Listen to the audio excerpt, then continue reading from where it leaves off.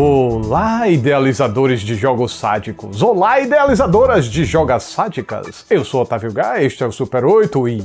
hoje, mais uma listinha aperreante saindo do forno, e agora eu vou dar um descanso no terror, ou talvez nem tanto, para recomendar alguns filmes curiosos, intrigantes e tensos para você assistir naquele fim de noite e depois ficar debatendo com seu galerê. Pilhou? Então vem comigo nessa, porque hoje eu vou falar dos...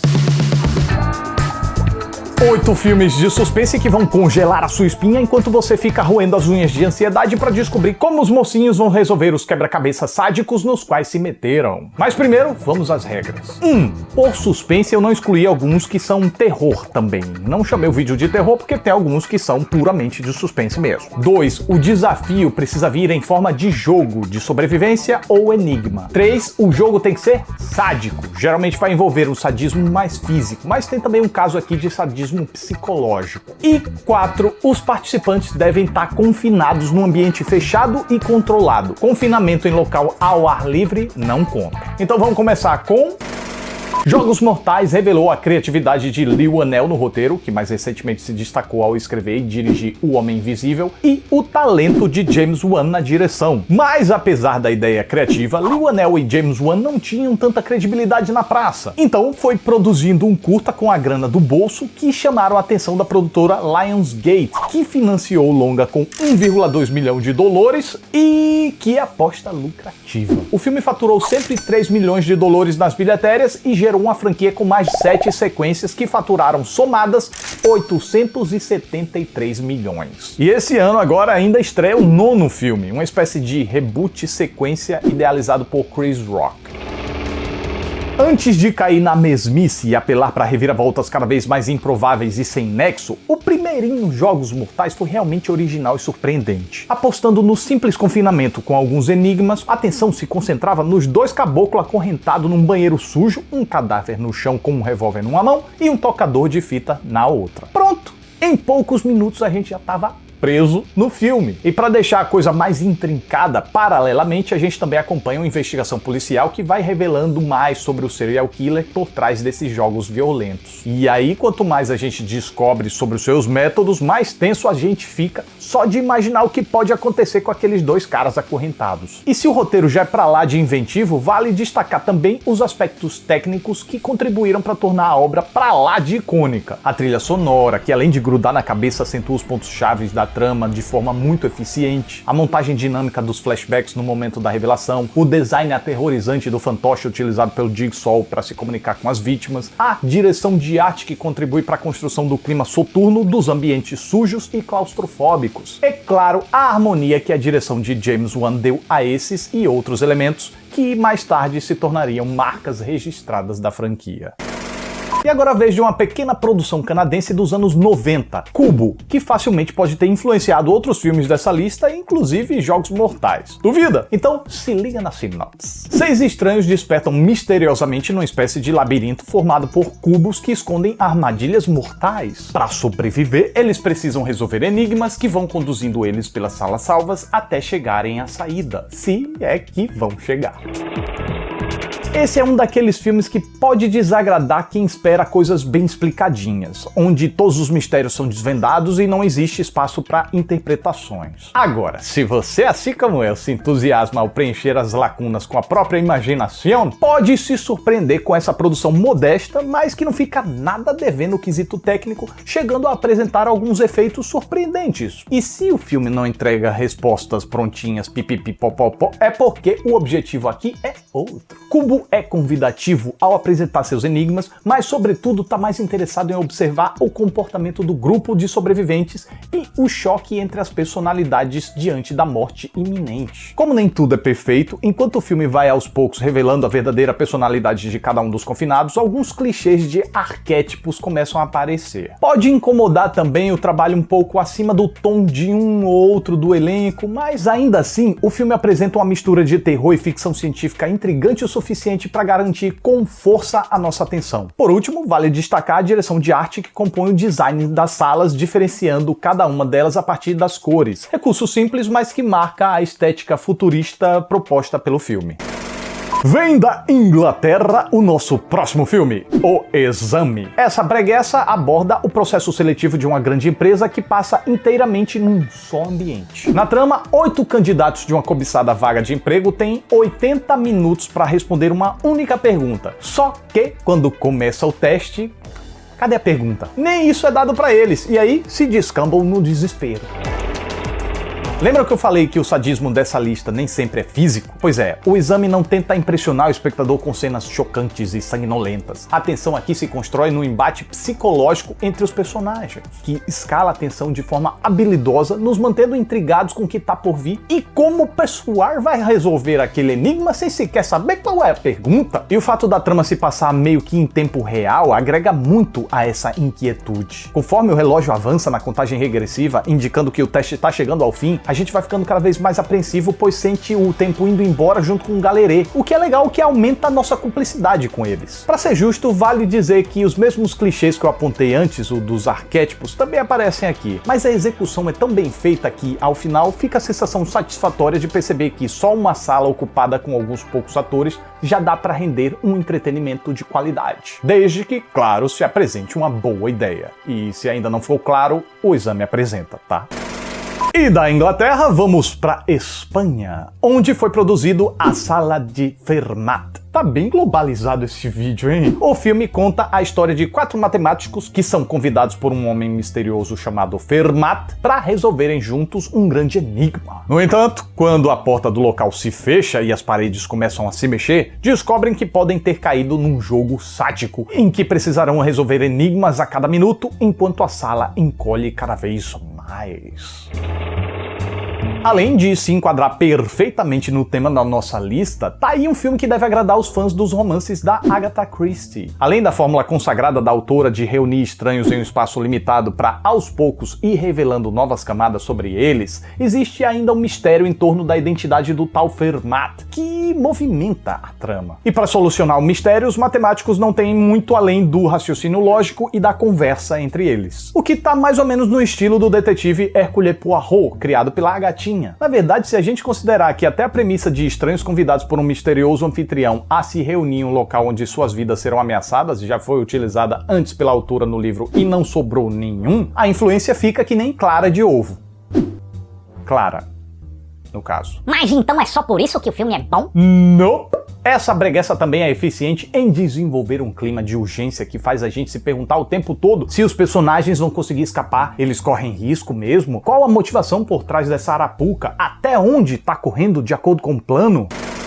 Seguindo a lista com O Círculo, uma pequena produção de 2015, na qual 50 pessoas acordam em um círculo numa câmara, onde a cada 2 minutos um raio mata alguém. Logo eles percebem que precisam escolher quem vai ser a próxima vítima. Caso contrário, a câmara vai escolher aleatoriamente. A única coisa que eles podem fazer é votar e conversar sobre quem deve ser o próximo alvo.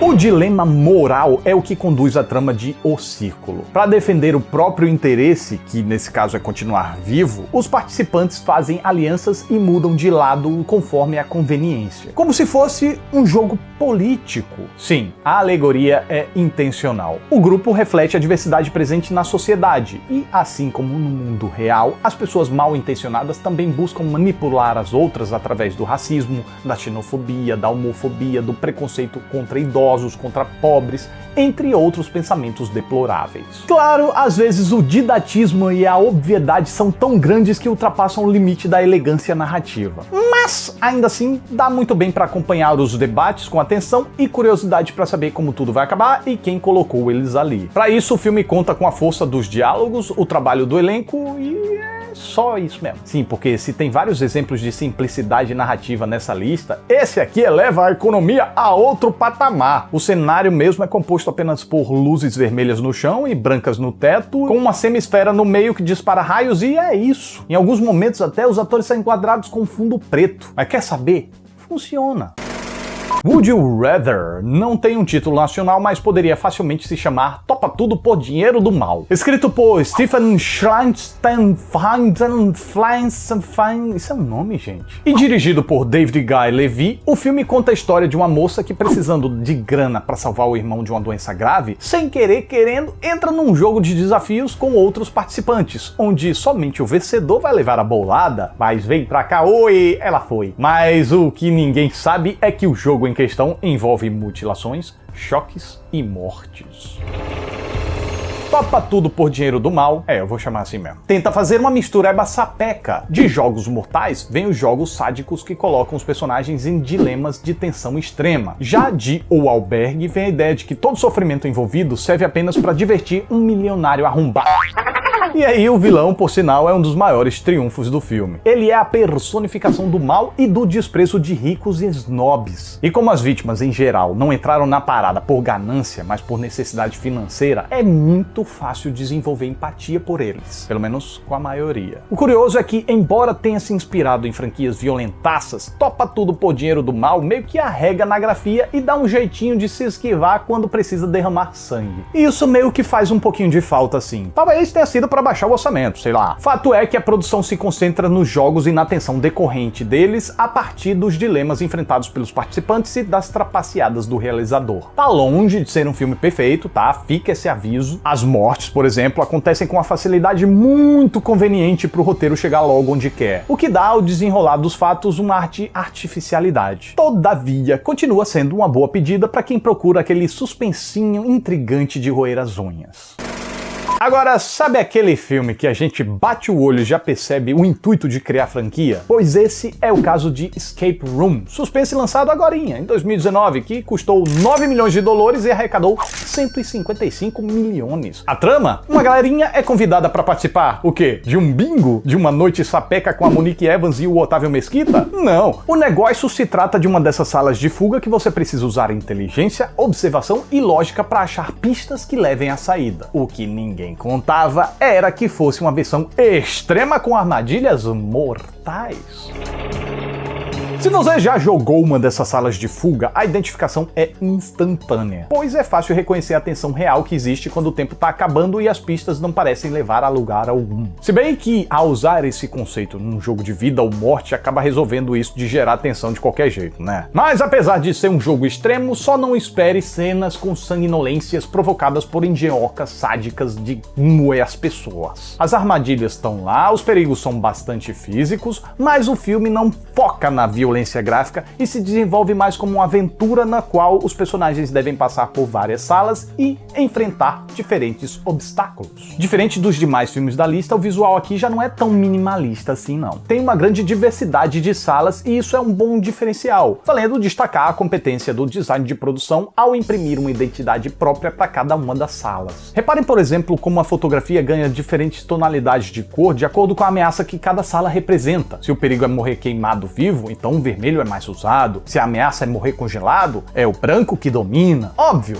com certeza, mais eficiente. Agora, se eu não achei o filme melhor, foi por conta do desespero estampado em desenvolver uma franquia, que pode até não chegar a prejudicar toda a diversão, mas deixa a sensação de que a experiência poderia ter sido bem melhor se tivesse um final mais condizente com o que estava sendo apresentado até então.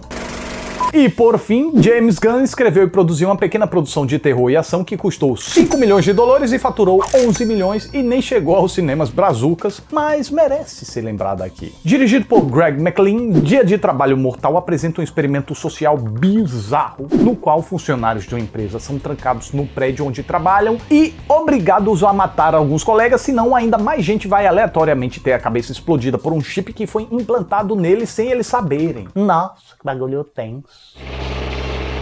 Esse aqui é pra quem tá procurando um filme de ação frenética, violência extrema, tensão crescente e com toques de humor sórdido. A malícia tá no roteiro em desconstruir a aparente civilidade do mundo corporativo, conduzindo os funcionários pouco a pouco à mais absoluta selvageria. Uma metáfora que faz referência à competitividade do mercado de trabalho, só que aqui levada às últimas consequências. Como em outros filmes aqui dessa lista, a natureza humana mais uma vez é colocada em xeque. cheque. E logo alianças são formadas por conveniência e o real caráter de cada um é revelado diante das situações extremas às quais são expostos. Mas também não espere grandes reflexões sociológicas sobre o tema não, tá? O objetivo final aqui é alucinar o público com conflitos que vão escalando até o nível do absurdo, proporcionando um banho de sangue que prende a atenção e apresenta algumas situações realmente inesperadas. Se há algo a se reclamar, novamente, é do final que busca expandir a mitologia, tentando forçar um início de franquia, sabe como é? Só que nesse caso, julgando pela bilheteria pífia,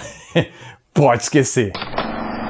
Que outros filmes você acha que poderia ter entrado nessa lista? Agora, ó, presta atenção nas regras, tá? Não vai burlar uma delas e querer encaixar algum filme aqui, porque eu fui bem preciso. Então é isso, mais um Super 8 tá chegando ao final. Eu fico muito grato pela atenção de vocês, muito obrigado, até a próxima. E eu tenho um enigma pra vocês.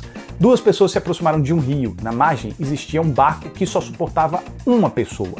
Mas as duas conseguiram atravessar o rio secas. Como isso aconteceu? Deixa aí nos comentários, eu vou ficar de olho em quem acerta.